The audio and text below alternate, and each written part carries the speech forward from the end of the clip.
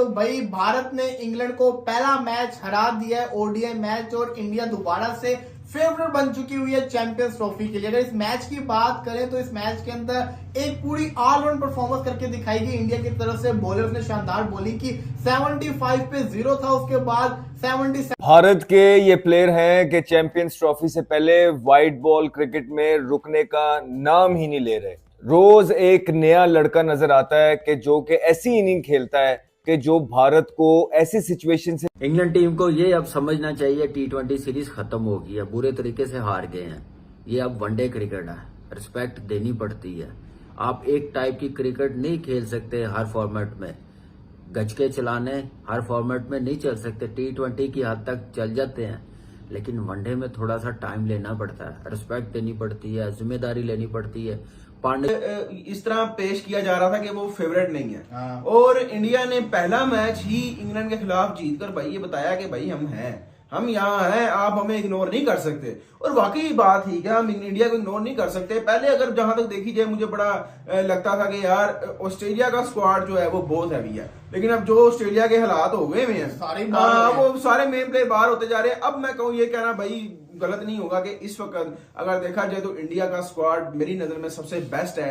और अगर बॉलिंग की बात की जाए, इंडिया बॉलिंग बहुत अच्छा है। आज देखें, आज वलीद भाई ने जैसे कहा बुमराह नहीं था, लेकिन फिर भी इंग्लैंड को जिस तरीके से पहले एकदम विकेट गिरना इंग्लैंड की शुरू हुई, फिर रो के उन्होंने 250 के करीब वो लेकर गए।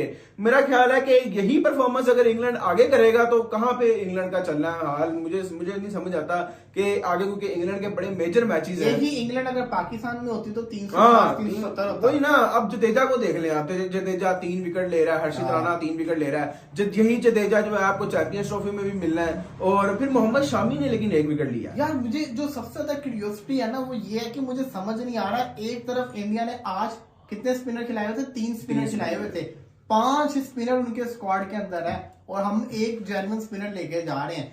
ये पाकिस्तान की क्या प्लानिंग है मुझे समझ नहीं आ रहा, क्योंकि दुबई के अंदर मैच है, सबको पता है वहां पे स्पिनर्स को फायदा होना है। अब उनका जडेजा ने अच्छी परफॉर्मेंस करके दिखाई, आपका कुलदीप तो आपको पता है कितना खतरनाक है, अक्षर पटेल भी कभी कभी यूजफुल विकेट ले जाता है। फिर अगर इन्होंने एक और स्पिनर खिला लिया तो कैसे पाकिस्तान फेस करेगा 23 तारीख को, समझ से बाहर है। आपको पता है हमेशा के पाकिस्तान के खिलाफ जो स्पिनर्स आते हैं तो हमारा जो स्कोर है ना वो स्लो हो जाता है। वो स्पेशली कुलदीप यादव आ गया अगर बाबर के आगे, तो बाबर के वैसे जो है ना वो हाथ पांव जरा भूल जाते हैं। तो मेरा ख्याल है कि हमें भी एक दो स्पिनर्स के साथ और जाना चाहिए था। सुनने में तो आ रहा था लेकिन कि सुफियान मुकीम को लेकर आएंगे, लेकिन मुझे लगता है कि वो फेक न्यूज है। मेरा नहीं ख्याल कि सुफियान मुकीम, ये जो स्क्वाड फाइनल कर दिया यही फाइनल होगा।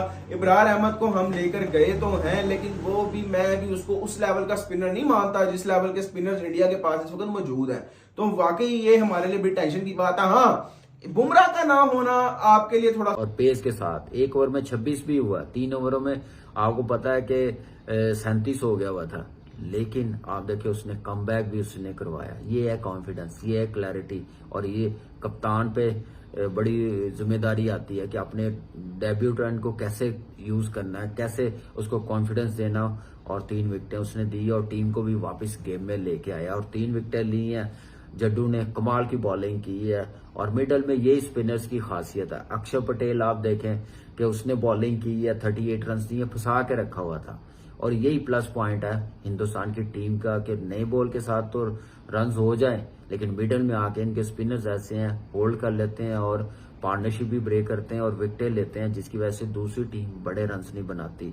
तो मेरे ख्याल से बड़ा जबरदस्त बॉलिंग का यूनिट रहा। राणा ने जैसे बॉलिंग की है, शामी ने, हार्दिक पांड्या ने बॉलिंग की है। आप देखें कि 7 ओवरों में 37, और आप देखें कि किसी बॉलर ने पूरे 10 ओवर्स नहीं किए।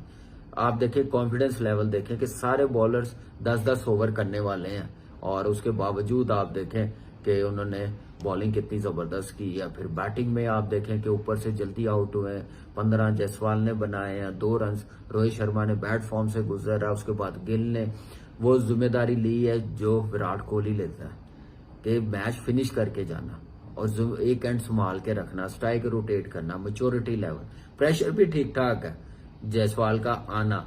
लेकिन आप देखें कि हिंदुस्तान को फर्क नहीं पड़ता कि विराट कोहली नहीं खेल रहा, पंत नहीं खेल रहा, सिराज स्क्वाड का हिस्सा नहीं है, बुमराह अनफिट हो गया। आप देखें कि उन्होंने अपनी यंग टीम के साथ इस टीम को फेंटा दिया, तो ओडीआई क्रिकेट का भी स्टार्ट वैसा ही मिला और कमाल की बैटिंग की है। गिल ने 87 रन बनाए हैं, श्रेया अय्यर ने आके प्रेशर रिलीज किया 30 बॉलों पे 50। मुझे लग रहा है कि वो अलग ही जोन में खेल रहा था, अपनी मर्जी से खेल रहा है, जहां दिल कर रहा था शॉटे खेल रहा था। और पेस बॉलिंग को आप देखें, जोफ्रा आर्चर को कैसे खेला, ब्राइडन कास्ट को कैसे खेला है, साकिब महमूद को कैसे खेला है। तो यही मेरे ख्याल से क्लैरिटी और कॉन्फिडेंस है। और जैसे उसने 50 करते हैं उसमें आउट करते हैं, बैटिंग भी करते हैं उसमें स्कोर करते हैं। ना सिर्फ यहाँ उनका काम शुरू होता है, ऐसे ऐसे कैच पकड़ता है जडेजा उसने अपनी जिंदगी में पकड़े हुए कि जो अनबिलीवेबल थे। उसके बाद इससे रन लेना तो क्राइम होता है। मीटिंग्स होती हैं, उसमें कहा जाता है कि यार जडेजा से जरा देख के, इससे रन जरा देख के। तो ये टेरर पोजेस करते हैं रविंद्र जडेजा, और बहुत इंपॉर्टेंट इनके ये प्लेयर होने वाले हैं चैंपियंस ट्रॉफी के अंदर। अभी तो इस मैच में विराट कोहली नहीं खेल रहे, तो आप देखिए कि पहले इंग्लैंड की पूरी साइड को उनके बच्चों ने हराया भारत के। उसके बाद अगर ये साइड आप देखेंगे तो शामी कमबैक पे है, ठीक है। विराट कोहली नहीं खेल रहे, उनका मेन प्लेयर, उनकी बैकबोन भारत की, जो अरसे दराज से भारत का सारा बोझ ऑलमोस्ट कैरी करते रहे हैं। उसके बाद उनका मेन वेपन बॉलिंग के अंदर बुमराह, वो भी नहीं खेल रहे। तो ये सारे प्लेयर नहीं खेलते, 2-3 प्लेयरों के बाद भी इंग्लैंड की ये मेरे ख्याल से मोरलेस वही साइड खेल रही है जो चैंपियंस ट्रॉफी के अंदर उतरेगी। और आप देखें वन साइडेड मैचेस हरा रहा है भारत उनको। यही वजह है कि भारत इस चैंपियंस ट्रॉफी के अंदर फेवरेट्स बन के उतरेगा, और उनके सारे प्लेयर लगभग बड़ी जबरदस्त फॉर्म के अंदर आ गए। और ये जो इंग्लैंड की सीरीज है, आने वाले मैचेस में भी बाकी के प्लेयर्स को भी जो है प्रैक्टिस मिल जाएगी। उसके बाद वो उतरेंगे वहां पे दुबई के अंदर, अपनी प्रैक्टिसेस करेंगे, टारगेट मैचेस खेलेंगे, बातें होंगी, हल्ला गुल्ला करेंगे, जेल होंगे एनवायरनमेंट से, उनको सारी ग्राउंड के अंदर जाएंगे, फील्डिंग करेंगे, क्लाइमेटाइज होंगे, होटल्स में सेट इन होंगे। तो ये बाकी सारी चीजें वहां जाके होंगी। लेकिन ये जो प्रेपरेशन भारत की चल रही है, ये बहुत जबरदस्त चल रही है। बहुत इंपॉर्टेंट होता है किसी भी इवेंट से पहले आपके मैचेस जीतना, और ये वो मैचेस हैं जहां पे ये कुछ हद प्लेयर उनके कमबैक भी कर रहे हैं और कुछ हद खेल भी नहीं रहे, लेकिन फिर भी मसला नहीं आ रहा है भारत की क्रिकेट को। और यही वजह है कि लोग इनकी तारीफ करने पे मजबूर होते हैं। वो इसीलिए कि वो जो लोग क्रिकेट से प्यार करते हैं, वो कहीं भी अच्छा काम होता हुआ देखते हैं, उनको चीजें अच्छी लगती हैं, उनको चीजें पसंद आती हैं। एज ए क्रिकेट फैन, जो क्रिकेट हम भारत की अभी देख रहे हैं, चाहे वो T20 के अंदर है, चाहे ये वनडे का जो स्टार्ट हो रहा है, मजा आ रहा है पर्सनली देखने पे। और बात